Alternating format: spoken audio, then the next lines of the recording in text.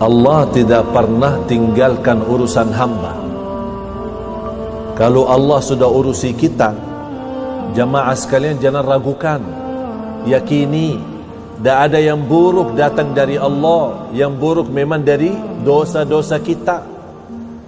Yakini, walaupun masih di pandangan mata ujian itu buruk, tapi hakikatnya itu baik.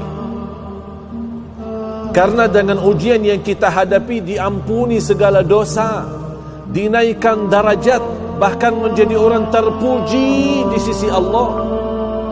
Berarti baik, walaupun pandangannya masih melihat buruk.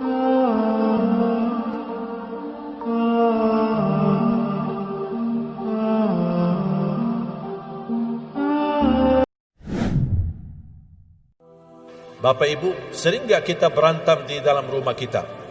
Tiba-tiba anak kita nangis tengah malam tanpa alasan. Tiba-tiba ada masalah kecil dalam rumah kita, kok jadi masalah besar sampai terucap talak. Kadang kita pulang ke rumah tidak merasa nyaman, kita merasa kesempitan, ada sesuatu yang aneh di dalam rumah kita tapi kita tidak tahu. Itu semua gara-gara ada banyak syaitan dalam rumah kita. Sebab adanya banyak syaitan, kehilangan barakah, rahmat dan kehilangan keberkahan dan kemuliaan dari Allah SWT. Obatnya apa? Obatnya sudah disabdakan oleh Rasulullah sallallahu alaihi wasallam. Rumah yang di dalamnya bacakan suratul Baqarah, syaitan bakal kabur, lari. Suratul Baqarah termasuk salah satu surah yang melindungi kita dari kejahatan alam gaib. Dilindungi oleh Allah dan kekuatan dan dahsyatnya keberkahan suratul Baqarah. Makanya saya sering mengingatkan jamaah, apapun kesibukanmu, buru-buru, ada meeting, ada janji, tidak bisa bertahan lama di musalla atau di masjid, paling tidak habis istighfar, Allahumma antas salam wa minkas salam, sampai selesai, baca langsung ayat kursi. Baca langsung ayat kursi. Habis itu silahkan bobar, bebas. Terus zikir-zikir habis salat gimana? Tak apa-apa, sambil jalan. Subhanallah, subhanallah, subhanallah. Naik motor, jalan kaki, naik mobil, sambil jalan. Alhamdulillah, alhamdulillah, alhamdulillah, Allahu Akbar, Allahu Akbar. Tapi jangan sampai tertinggal ayat kursi habis salat. Jaminan masuk surga barang siapa yang membaca ayat kursi setiap habis salat, dijamin masuk surga. Tidak ada sesuatu yang mampu menghalanginya kecuali menunggu mati.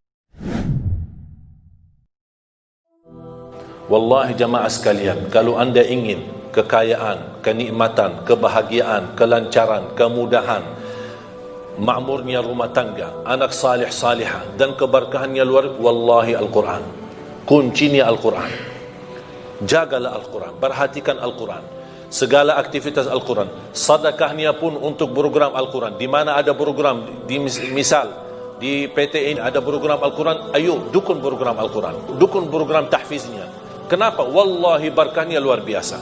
Dan segala aktivitas program Al-Quran di sini atau dimanapun yang anda dukun, yang anda sedekahin, yang anda nafkahin, yang anda bina dan pimpin, insyaAllah keberkahan yang menalir sampai hari kiamat. Walaupun kita meninggal dunia, selama program ini masih jalan, anak-anak masih ngaji, Allah berikan pahalanya sampai hari kiamat. Keluarga yang bisa beriman di dunia dan bisa bersama-sama menuju ridha Allah, bersama-sama mencintai Al-Quran, bersama-sama memakmurkan masjid. Inilah bersama-sama. Jangan hanya orang tua berlaku kebaikan, tapi kita bersama-sama mengajak anak kita supaya mereka terbiasa membawa keimanan dan amal salih. Tujuannya apa? Bukan hanya bahagia di dunia, tapi Allah menjanjikan nanti akan terkumpul kembali di dalam surganya bersama-sama di satu darajat. Allah subhanahu wa ta'ala memberikan karunia bagi mereka yang beriman dan diikuti anak-anak yang salih, sama-sama beriman.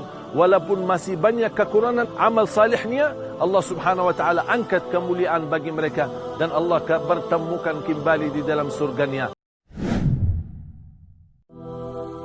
Betapa luar biasa kelembutan dalam menasihati orang lain. Ketika kita ingin menasihati seorang, jangan menasihati di depan banyak orang. Jangan membuka aibnya di depan banyak orang. Begitu luar biasa perhatian Islam dan perhatian Nabi Muhammad SAW dalam kemuliaan akhlak.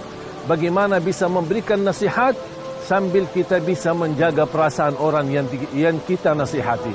Makanya jamaah sekalian, mari kita sama-sama menjaga watawasau bil haq, watawasau bis sabr, sambil kita menjaga perasaan kita bersama.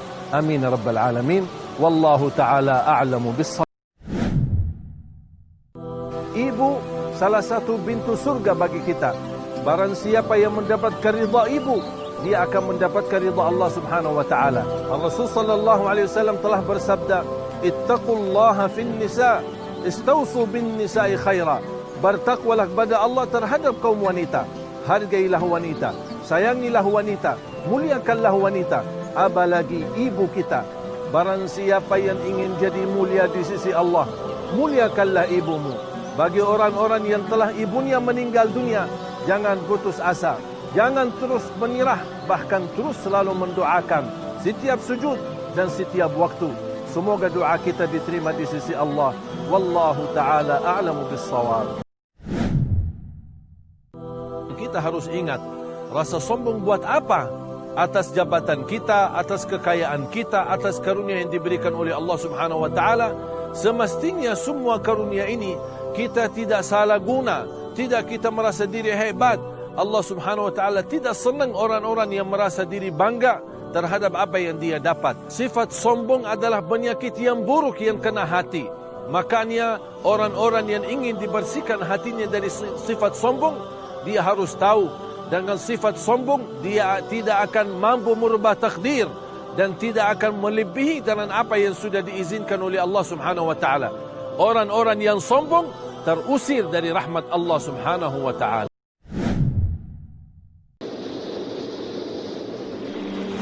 Inna Allah la yughayyiru ma biqaumin hatta yughayyiru ma bi anfusihim. Allah tidak akan merubah nasib kita kalau kita belum mau merubah diri sendiri.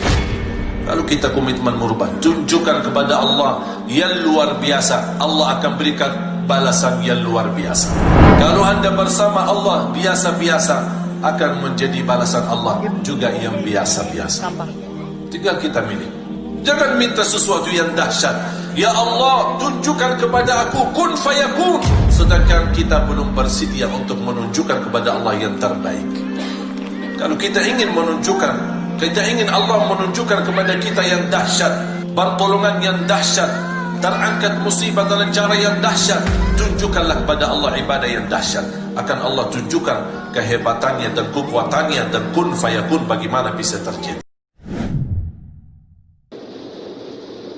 Sedekah yang terbaik waktu subuh. Kenapa waktu subuh itu waktu yang terbaik? Karena setiap habis subuh Allah turunkan malaikat, tugasnya cuma satu, mendoakan orang yang berinfak di subuh hari. Kalau kita ingin dapat doa malaikat, jangan melewatkan sedekah subuh. Sebelum beraktivitas, sebelum anda mulai bekerja, amalan pertama yang anda lakukan adalah sedekah subuh. Isi kotak amalnya. Dan disitulah anda berdoa, Ya Allah, dengan berkat sedekah ini, kabulkan cita-cita saya, mudahkan urusan saya. Lagi menghadapi satu masalah, Ya Allah, dengan berkat sedekah ini, bukakan hati majikan saya. Apa saja doanya, silahkan.